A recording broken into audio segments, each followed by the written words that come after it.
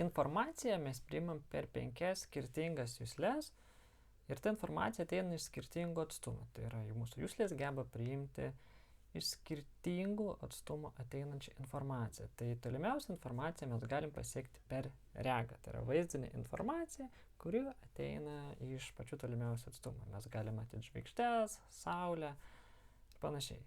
Garsas būtų antroji vietoje, kurią mes galime tą informaciją garsinę priimti.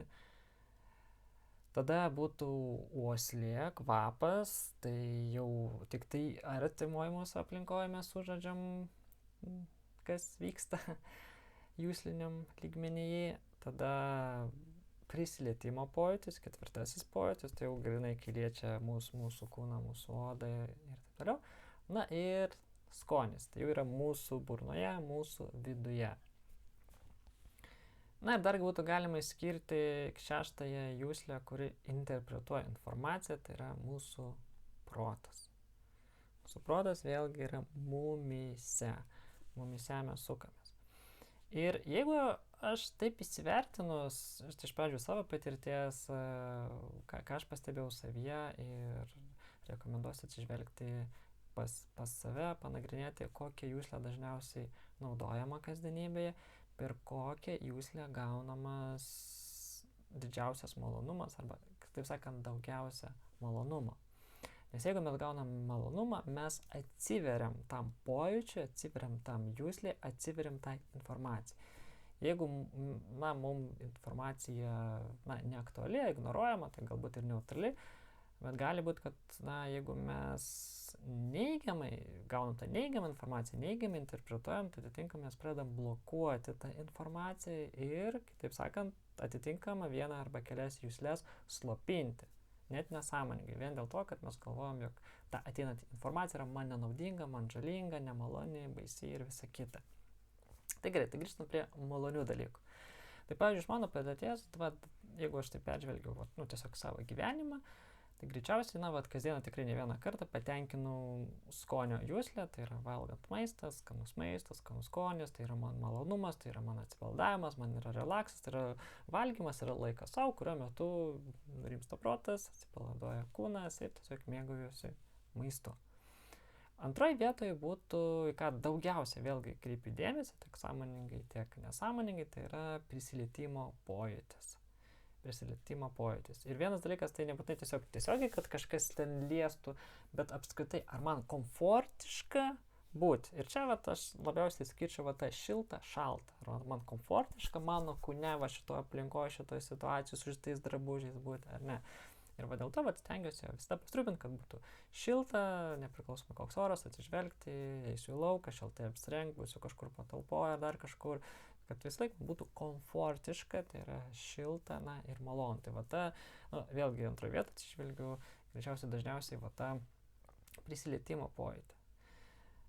Ir šitas dvi juslės jau yra, jos labai arti. Tai skonis yra visiškai manyje, o prisilietimo, aplink mane, galima taip pavadinti, tai yra arti. Ir tai daugiausiai, kas reikalavo galbūt tam tikro, kam teikiu pirmenybę, gal taip pavadinti, kas man tiesiog patenkina fiziškai, emociškai, psichologiškai.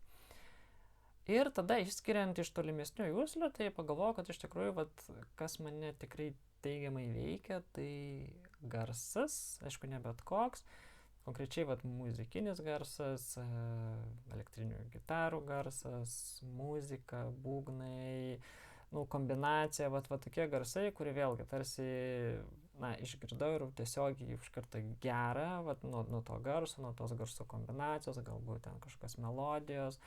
Vėlgi specifinė muzika, ne visa muzika patinka, patinka konkreti muzika, galbūt konkretus žanras, bet konkrečiai, jeigu taip išskirti instrumentus, tai kažkas tokio, kas virpina mano vidų, mano sielą esmę ir tai elektrinės gitaros garsai, melodijos, būgnai, greičiausiai turbūt roko grupių, metalo grupių sintezė, kombinacija.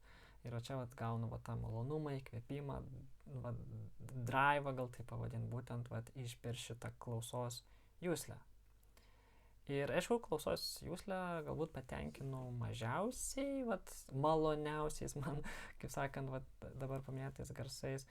Ir jo, bet pagalvojus taip apie regėjimą, jeigu taip grįžtant į regėjimo temą, regėjimo gerinimo temą arba regėjimo sutrikimų temą, grįžtant prie to dalyko, kad tai, ką mes naudojam, per ką gaunam malonumą, nes jeigu gaunam malonumą, mes atsiveriam tam pojūčiui, jeigu negaunam malonumą arba ignoruojam, arba mums kaip tik nemalonus nemalonus pojūčiai kyla gavus per tam tikrą juslę informaciją, mums kyla įtampa. Ir pagalvojau, jo, iš tikrųjų, apie regėjimą, iš tikrųjų ne tiek aš daug savo malonumo ir gaunu, tiesiog žiūriu ir geriuosi vaizdu. Tikrai ta juslė yra apleista. Ir dažniausiai į tą vertinimą, ar man patinka, nepatinka, kažką pamačiau ir įsijungia protas, ta darkinanti galbūt jūslė, nes geriausiai informacija paliečia tiesiai sielą, tiesiai širdį, iškart šiurpuliukai, žąsies oda, iškart toks, tikrai drugeliai galbūt kažkokie, tai čia, kaip sakant, neiškreipyta informacija, tai skonis, prisilietimo pojūčiai, ir garsas tarsi eina tiesiai į sielą. O per tą vaizdą informaciją arba per kvapus, aišku, kvapai vėlgi, bet gal tiesiog man asmeniškai mažiausiai tenka susidurti ar kažkaip tai kreipti dėmesį, tai irgi tokia labiau ignoruojama juslė. Bet su regėjimu, tai vėlgi, jeigu mano pagrindinis dėmesys yra į arti esančius pojūčius, prisilietimas ir skonis, o garso tą malonumą ateinant iš daugiau, vėlgi tam regėjimo nereikia, kad aš galbūt net užsimerkęs mėgaujasi į muziką, garsais ir visų to. Tai kitaip sakant, regėjimo juslė yra apleista, nenaudojama, ir atitinkamai vėlgi galbūt ne veltui didžiąją gyvenimo dalį, pavyzdžiui, mano atveju, yra trumparegystė, nes tolumoj, man netiek įdomu, kas ten vyksta, man neteikia malonumo, kas vyksta ten. O jeigu man neteikia to malonumo, tai sąmoningai, pasąmoningai kūnas ir psichika bando blokuoti akis, tai ten ir nežiūrėk, nesiblašyk tai dėmesys, nes tau svarbiausia, galbūt šitie, kas čia arčiausiai yra tie pojūčiai. Ir čia man buvo jo tokia išvalga, tada permąsčiau dar labiau, o gerai, o kalbant apie regėjimą, tai vis tik pažiūrėtų, tai kas man anksčiau teikdavo malonumą, kad aš suprasčiau, ko įtirpti daugiau į savo gyvenimą, kad aš labiau paskatinčiau tą savo regėjimą ir suteikčiau jam malonumą per regos pojūtį. Ką man tikrai faina, patinka, įdomu žiūrėti, matyti, vėlgi. Ir tai aš turiu minų tiesioginį vaizdą. Čia ne tai, kad man patinka skaityti knygas, panaudoju regėjimą. Prasme, aš matau raides, juodas raidės baltame fone. Man raidės baltame fone nekelia malonumą, nekelia pasitenkinimą, nekelia įkvėpimą, man kelia informaciją. O ta informacija jau ten sukasi smegenyse. Tai iš esmės, ta regėjimo juslė tokia, tik tai tarpinė, bet nėra taip, kad aš betarpiškai gėriuosi vaizdu. Ir kaip prisimenu tam tikrus dalykus, pavyzdžiui, gerai, kas man tikrai paliko didelį įspūdį, tai vieną kartą, kai buvau Italijos ar Austrijos kalnuose, užlipau ant vieno kalno ir priešais mane atsivėrė kitas daug didesnis kalnas ir man toks, tokia nustebimas, tokia galia. Tai aš mačiau tą kalną priešais save, ir man tai suteikė tokią, tam tikrą, nežinau, pagarbę, galbūt baimę, tokia kaip ir tam tikrą įkvėpimą, tokią galią, bet aš supratau, kad tai yra dėl to, kad aš matau įspūdingą didelį kalną, tą gamtos kūrinį, kuris man tiesiog, vien jį matant, tiesiog informacija, yra kalnas, man tiesiog, kelia, tokius pagarbius jausmus, virpina, kaip sakant, sielą, širdį.